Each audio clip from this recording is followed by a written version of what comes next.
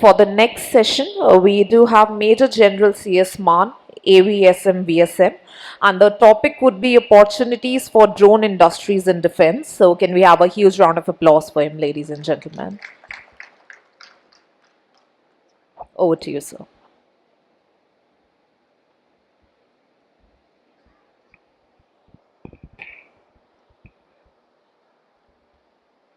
Good afternoon, ladies and gentlemen. Can you hear me? Okay. At the outset, I would like to thank the organizers for inviting me, giving me an opportunity of sharing my views with you. And I'll be talking about basically the drone opportunities in defense. Firstly, I'd like to know how many of you are actually, say, dealing with any of the drones in defense? Okay, I find very few hands, but it's okay. Yeah, good. Okay. So, gentlemen, firstly, I head the organization called as Army Design Bureau. Now, Army Design Bureau is an organization created about 6-7 years back in the Indian Army to act as an interface or a single point of contact of the Indian Army with industry, academia, the R&D organizations, including DRDO, so that we are able to induct the niche technologies into the Indian Army. And that is how we are organized for it in that manner. And that's what we do. We keep scouting for technology. And as part of that, that is how I am here today. Again, scouting for technology, hoping to see even something new from what we have. But before that, to apprise you about say the kind of requirements we have with us in the defense, it's an entire wide range. So far as say the drones are concerned, or say the unmanned aerial vehicles are concerned, starting from the smallest of that biomimic insect type of drones to the largest of the what is called as a HALE, high altitude, long endurance, or the male class, medium altitude, long endurance drones. So that's the entire range, right from the smallest to the largest. And while HALE and male are the ones, of course, which have to be say runway dependent, but the other ones we prefer to have runway independent or say vertical takeoff and landing type of drones. If we look at it, say from the applications point of view, they range from say the surveillance drones, the loiter munitions, or say the kamikaze drones, the swarm drones, logistic drones, first person view drones, and say drones with various kinds of payloads, may it be in terms of say synthetic aperture radar, in terms of the EW equipment, radio relay equipment, communication intelligence, electronic intelligence equipment, all different kinds of payloads. And even say something like for drones for the mine detection and diffusion system, drones which can drop grenades. So the range is actually very, very wide so far as the defense is concerned. And then, of course, because of the security reasons, in defense, we want the drones to be nearly 100% indigenous.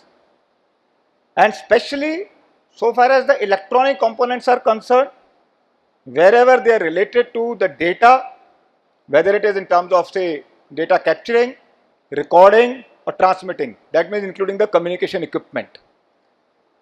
All this at present we know the capability is in bits and pieces, may not be with most of the firms having this entire capability of having indigenous components in these, but that is what we want so that we do not have any vulnerabilities of our drones being hijacked or data getting actually transmitted to somewhere where we do not want it.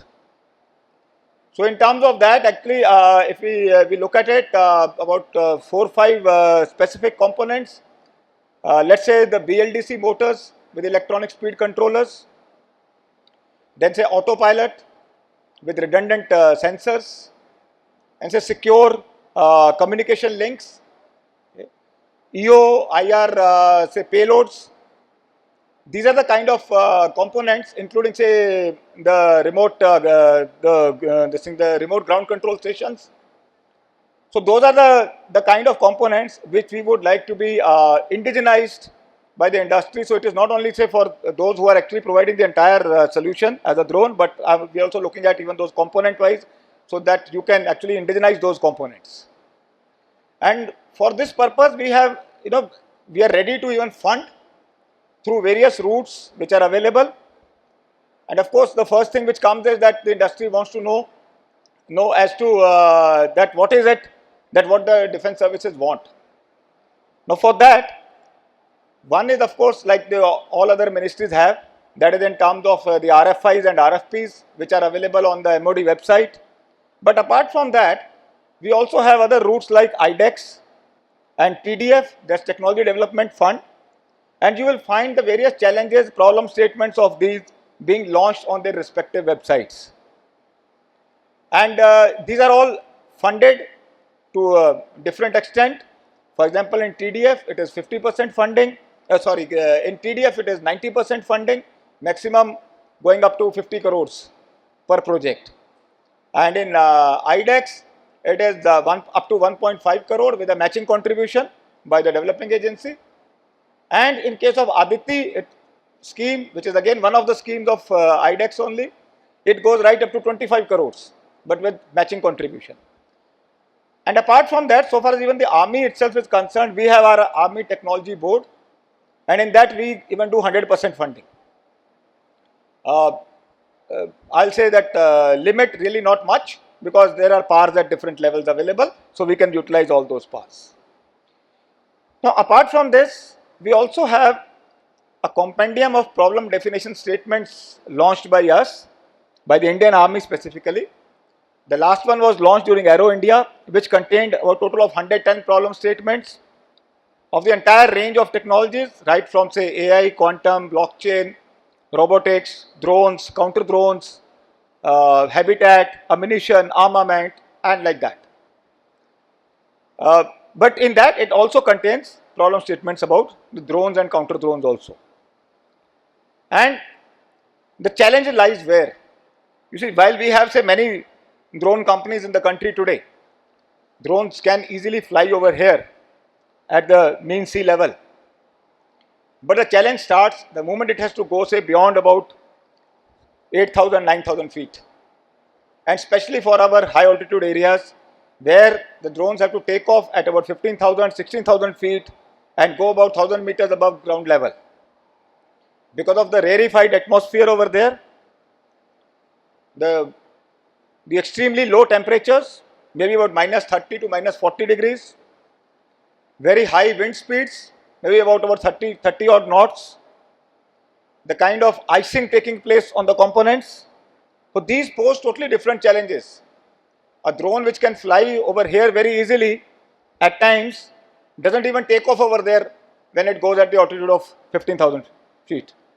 And because of all this, the endurance gets affected very adversely, because the batteries drain out very soon due to the extreme cold climate.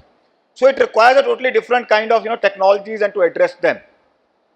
It's for that purpose we have recently actually concluded an event which was HIM Dronathon, wherein we had invited the whole drone industry to come and test your products at an altitude of 15,200 feet. And good about 32 different variants of drones came over there. And it's actually heartening to see that what the state was about say till 2 years back compared to today, there are now large number of actually various drone industries who are able to nearly meet our requirements, or at least they understand our requirements and accordingly working to meet those challenges. So that's very heartening to see, and I'm sure many of you from here who are not still initiated into defense may also find an opportunity in that. Now apart from this, it is not only that we are just wanting an equipment. We are ready to handhold you right from the beginning. For the kind of conditions which I just now mentioned, the equipment required for that, you will be able to actually say design that equipment or provide us that equipment only when you understand those kind of, because you have yourself experienced those kind of situations over there.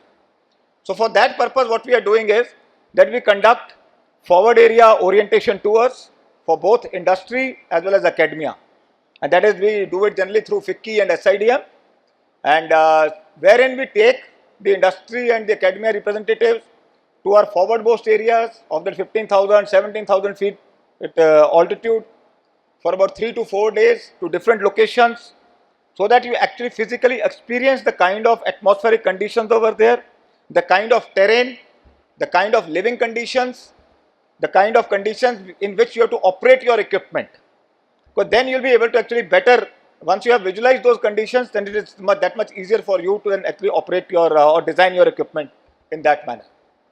Now, having done that, once you have experienced that, then thereafter, say once you start developing, and for that developing, like I told you, all these different routes, wherein we also keep launching those challenges, problem statements, you respond to them, you get selected, the R&D or the D&D project commences, and then during the project itself, we have a dedicated nodal officer who will be actually guiding you on what exactly is the requirement, whatever your kind of doubts you have, queries you have, all of them keep getting clarified in that. And then as you are developing it, obviously there will be requirement of internal validations, for which the ranges may not be available to you for the kind of areas where we want to operate our equipment. That is where again you approach us and we will facilitate you, will take you to the actual areas of employment over there. I mean, you have to reach there yourself. Thereafter, everything will be taken care of. So that when you actually operate your equipment over there, it's not only that you get to know as to what are the limitations of your equipment at present, or say the shortcomings in that, it is also for us to know that what is the kind of equipment which the industry, the capability which the industry has to offer to us. And apart from that, when you interact with the troops on ground over there, then they are able to advise you on the kind of product improvements which we require. They are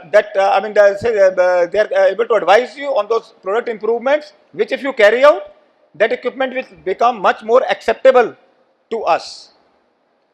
And apart from that, say internal validations and all, in case you already have some product and you feel that yes, it has got its application in the defense, then you are most welcome to offer it to us for a no cost, no commitment NCNC demonstration, wherein again we'll send the equipment to the envisaged area of employment, and may not be always necessary, say in the applications are only say in the high altitude. They range from right from the run of Kutch to the deserts to the plains of Punjab, and going further to the east into the jungles, the entire range of actually the terrain, and that is where the peculiarities of the Indian terrain are, so far as the defense applications are concerned. And that's the reason that actually speaking the global solutions really can't meet our requirements, because no other country in the world has this wide range of terrain conditions where the equipment is expected to operate right from minus 30 or minus 40 degrees to about plus 50, 55 degrees of temperature. So we will be sending your equipment to those areas and we will be conducting those NCNC demos, wherein we are only validating your claimed capability. So whatever you claim, whether that is being achieved or not, it's not against any GSQR, there is a general staff qualitative requirement, otherwise, which is otherwise followed for all procurements. So this is only basically to see that whether yes, your equipment is able to meet what you are claiming that or not.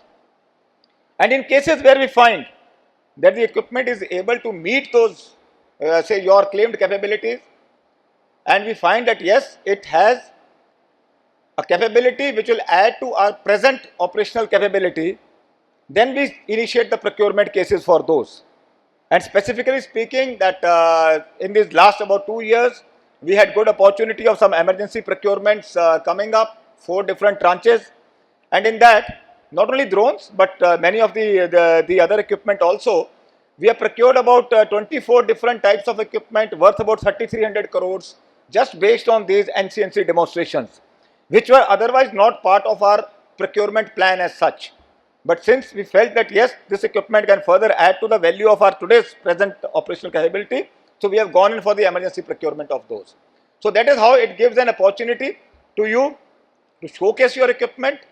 And apart from that, also we keep conducting various say equipment displays and all at various locations across the country, wherever there are various army formations and all. So wherever you are located, please be on a lookout and utilize that opportunity, display your equipment, only then we'll get to know that yes, how we can actually use it. And lastly, we also assist even in export promotion also. So whenever we are having any exercises with our friendly foreign countries, like we have recently concluded the one in the deserts, exercise Yudh Abhyas with USA, in those, for such exercises also, we invite the industry to come and display your equipment so that those foreign countries, they see it, and if they find it interesting, they initiate the procurement. And in some cases, such some procurement cases have got initiated also just by virtue of this means of displaying the equipment to those foreign armies in these various exercises. So that's it, gentlemen. And anytime you want anything, any query, right from, I'll say, a startup or an individual who, because what I find today is that because of the enabling provisions of the government, there is a lot of enthusiasm in the industry amongst the youth, and it's very, very encouraging. So there are people who come to me and who say, sir, I am qualified in so and so. I want to do something for the defense, but I don't know what to do. So there is one that category to one who are ready with some product. This entire range of the industry or the startups or individuals, we are ready to advise you, to guide you and handhold you, and so that we are able to get the best possible product in the army. So for that purpose, you can contact us anytime. Just Google Army Design Bureau and you will find the link over there, and all our contact details are over there in that. You have any product, anything, just send us your brochures and an email on that, on one of those 4 odd email, official email addresses given over there, and then thereafter we'll follow it up. That's it. Thank you. Yeah.